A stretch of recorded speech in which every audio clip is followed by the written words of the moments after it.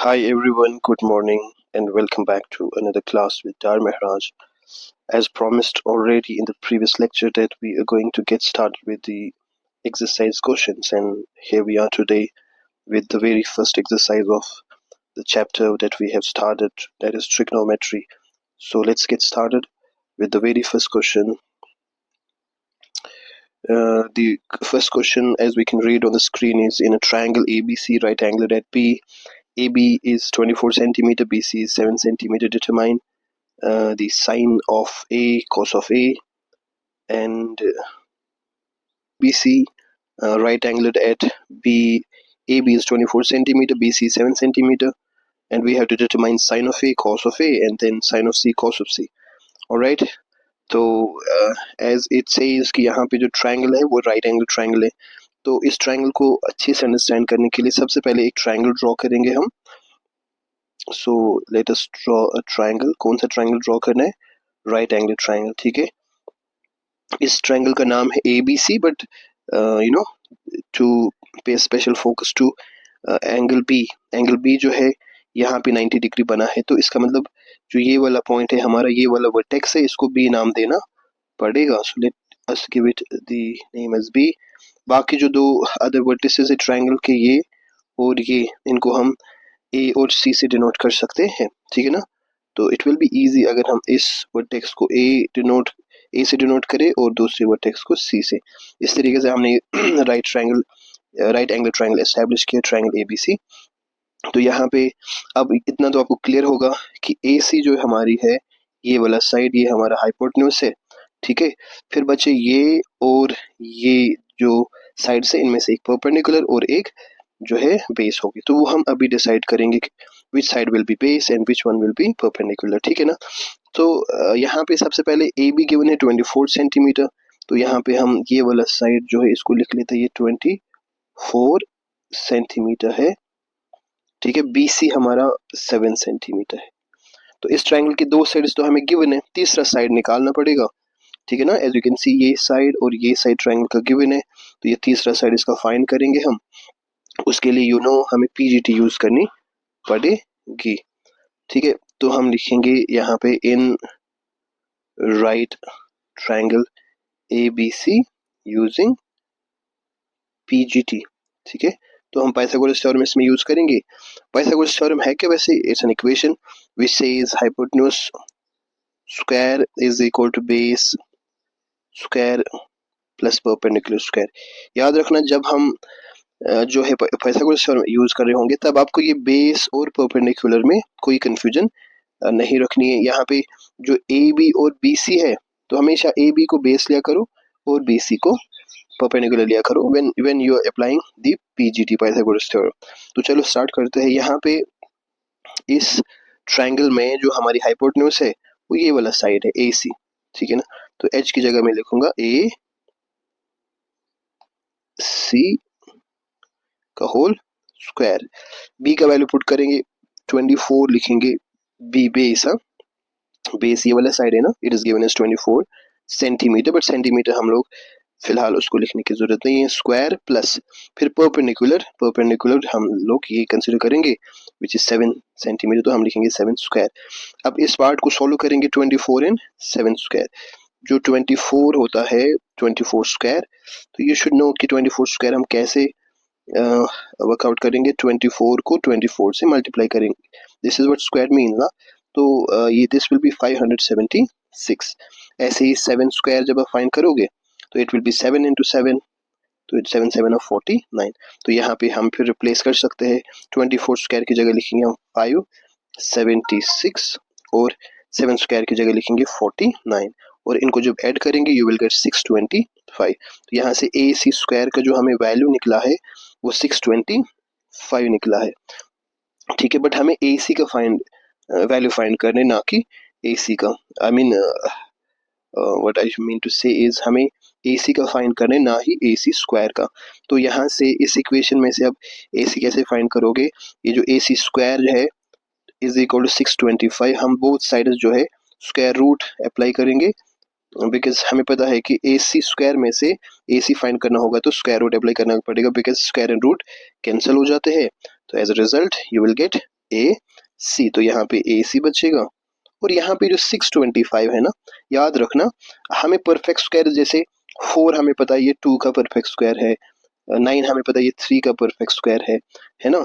इसी तरीके से 625 जो है ना, you should remember it's a perfect square of 25। मतलब 25 स्क्वायर जब आप सॉल्व करते हो यू गेट 625, तो ये 625 की जगह यहाँ पे 25 स्क्वायर लिखा जा सकता है। ठीक है, फिर यहाँ पे स्क्वायर एंड रूट कैंसिल होगा, एज अ रिजल्ट ए सी हमें मिलेगा 25। इसके पीछे भी सेंटीमीटर लिखेंगे हम। तो इस तरह से हमें ए सी, मतलब ये ट्रायंगल जो है इसका ये वाला साइड जो है ए सी, ये हमें 25 सेंटीमीटर मिल गया। ठीक है ना, तो यहाँ तक हमने क्वेश्चन का एक पार्ट सॉल्व किया।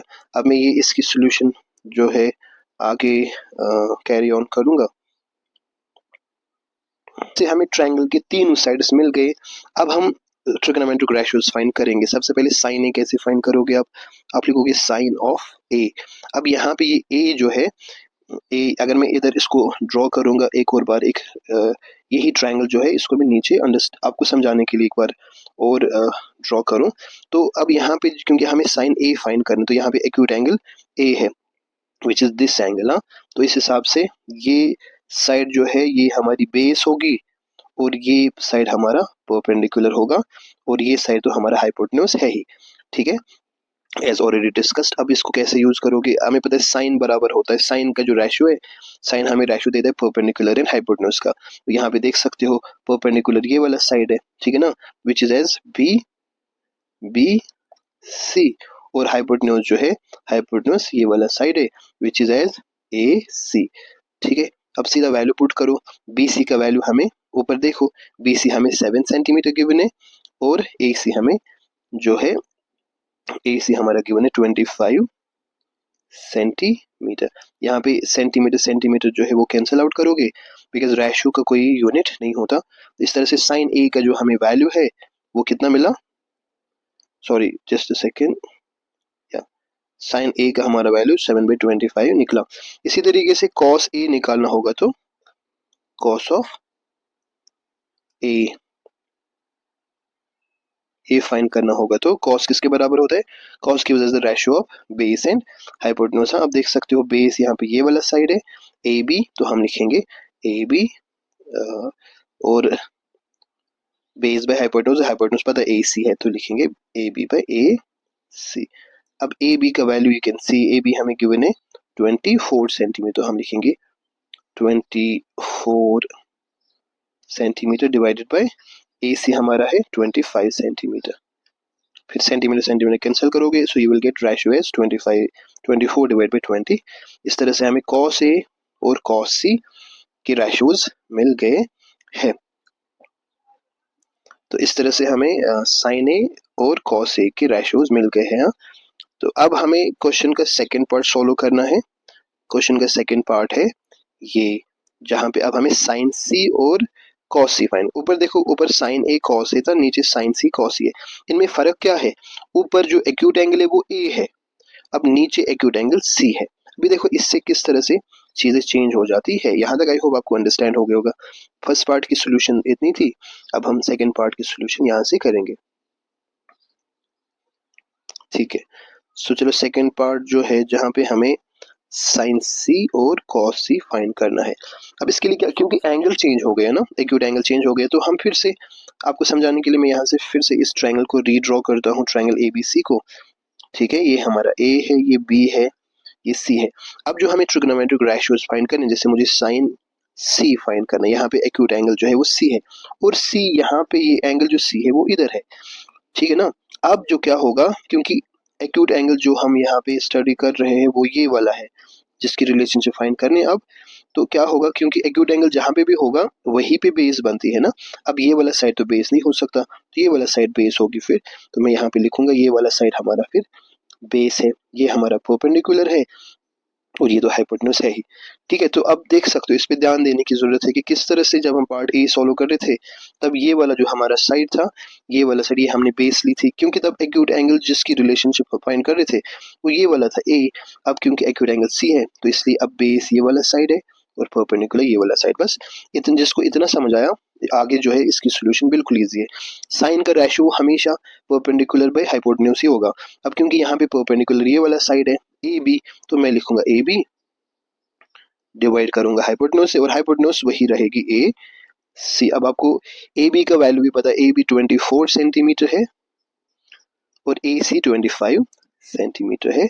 एज अ रिजल्ट आपको जो आंसर इसका मिलेगा वो निकलेगा 24/25। तो साइन सी जो है, साइन सी का जो रेशियो है वो आपको मिला है 24/25। फिर हम कॉस सी फाइंड करेंगे। ठीक है, कॉस सी जो है, कॉस का रेशियो जो है वो है बेस बाय परपेंडिकुलर, और यहाँ पे ऑब्वियसली बेस ये वाला साइड है बी सी, तो हम लिखेंगे बी सी अपॉन ए सी।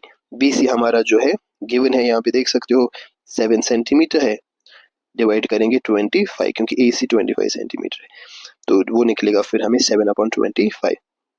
इस तरह से हमें साइन सी और कॉस सी ये रेशियोज भी दोनों मिल गए हैं। ठीक है ना, यहाँ पे ये चीज भी ध्यान रख सकते हो। अब देखो, एंगल चेंज करने से हमारे वैल्यूज चेंज हो गए। अगर हम यहाँ पे देखें तो जस्ट अ सेकेंड, जो हमारा साइन ए है और जो हमारा कॉस सी है, इनके वैल्यूज सेम निकले हैं। अगर आप अच्छे से गौर करोगे तो क्या है, एंगल जैसे एक्यूट एंगल हमने चेंज किया तो साइन का जो रेशियो था वो कॉस में बदल गया।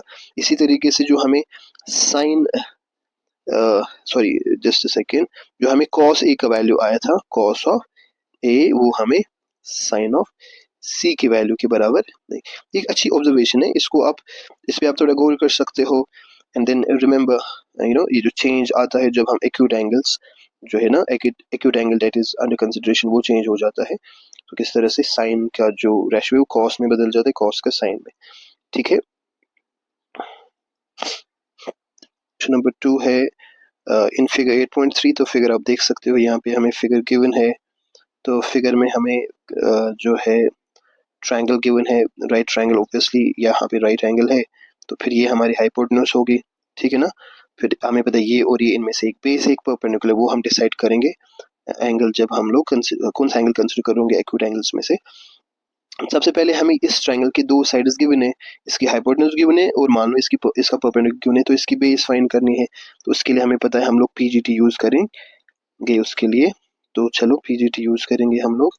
तो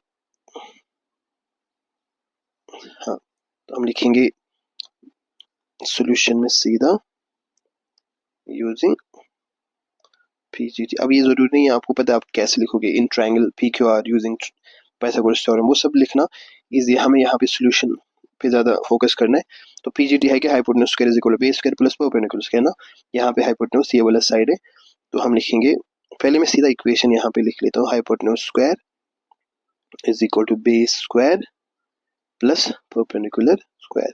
फिर वैल्यू सब्स्टिट्यूट करेंगे, हाइपोटेन्यूज यहाँ पे 13 है, तो हम लिखेंगे 13 स्क्वायर। ठीक है ना, बेस जो है, बेस इस साइड को मान लेंगे, ये वाला side which is not given, इसको बेस।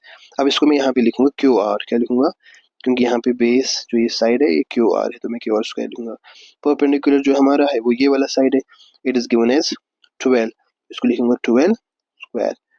ठीक, 13 स्क्वायर जब आप कैरी आउट करोगे यू विल गेट 169, बिकॉज 13 हमें पता, मुझे पता है परफेक्ट स्क्वायर जो है 169 किसका परफेक्ट स्क्वायर है, ये 13 का, सो 13 स्क्वायर इज 169, तो मैं लिखूंगा 13 स्क्वायर की जगह 169। क्यू आर को लिखेंगे as it is Q R square, और 12 स्क्वायर जो है हमें पता है 144 is a perfect square of 12, that means 12 square हमेशा 144 आता है, तो इसकी जगह 144 लिखेंगे। अब क्योंकि आपको क्यू आर फाइंड करना है, आपको क्यू आर फाइंड करना है, तो 144 को ट्रांसपोज करोगे, ये 169 में से माइनस होगा। ठीक है, तो ये क्यू आर स्क्वायर हमारा आ जाएगा। फिर 169 में 144 माइनस करोगे, you will get 25 is equal to Q R square. ठीक है, उसके बाद जो है इसको हम आगे सॉल्व करते हैं।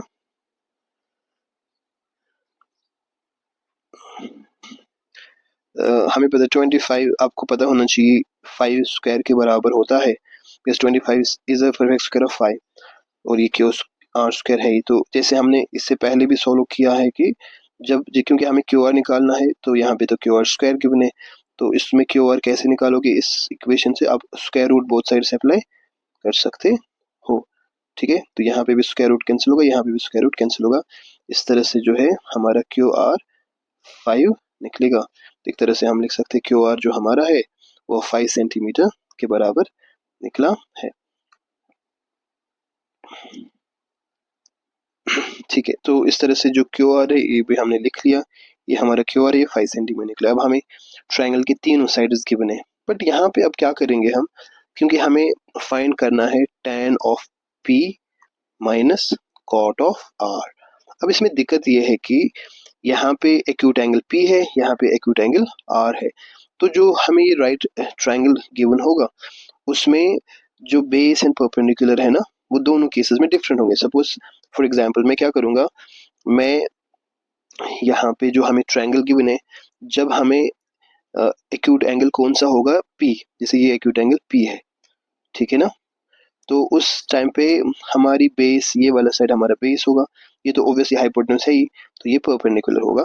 तो फिर tan P जो है, क्योंकि tan जो है ये होता है, tan का रेशो है परपेंडिकुलर बाय बेस, हाँ, तो यहाँ पे परपेंडिकुलर ऑब्वियसली क्यू आर है, फिर हम लिखेंगे क्यू आर डिवाइडेड बाय, और बेस है पी क्यू, जैसे मैंने यहाँ पे लिखा, ठीक है ना। सो क्यू आर हमारा, ये हमारा परपेंडिकुलर हो गया, और ये हमारी बेस, वाई, बिकॉज हम लोग जो एक्यूट एंगल इन कंसिडरेशन है वो पी है, वो यहाँ पे आता है, ठीक है ना।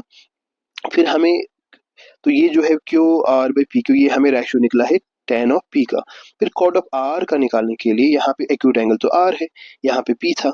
अब इसको समझने के लिए क्या करेंगे, मैं एक इस ट्रायंगल को दोबारा यहाँ पे ड्रॉ करूंगा, ठीक है। ये हमारा ट्रायंगल है पी क्यू आर, ठीक है, this is our right angle.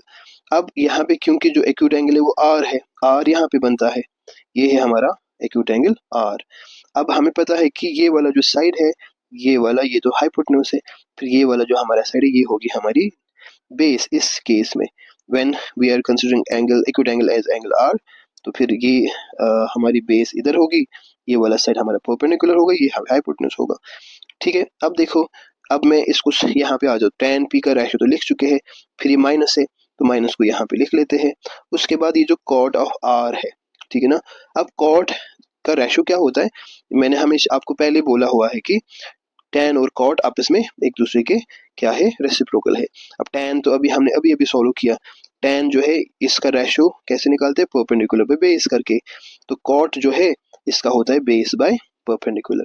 अब इस केस में अगर आप देखेंगे, जो ये वाला ट्रायंगल इधर बना है, यहाँ पे बेस तो ये वाला साइड है क्यू आर, तो हम लिखेंगे ऊपर क्यू आर, डिवाइड करना है परपेंडिकुलर से, और यहाँ पे परपेंडिकुलर जो है वो ये वाला साइड है विच इज पी क्यू, तो हम इसके नीचे लिखेंगे पी क्यू, ठीक है। तो यहाँ से आपको, आई होप आपको ऑलरेडी ये जो चीज है इसका अंदाजा लग गया होगा कि यहाँ पे क्या होगा। आप यहाँ पे सिंपली ये दोनों रेशियो जो सेम है, ये भी Q R by P Q है,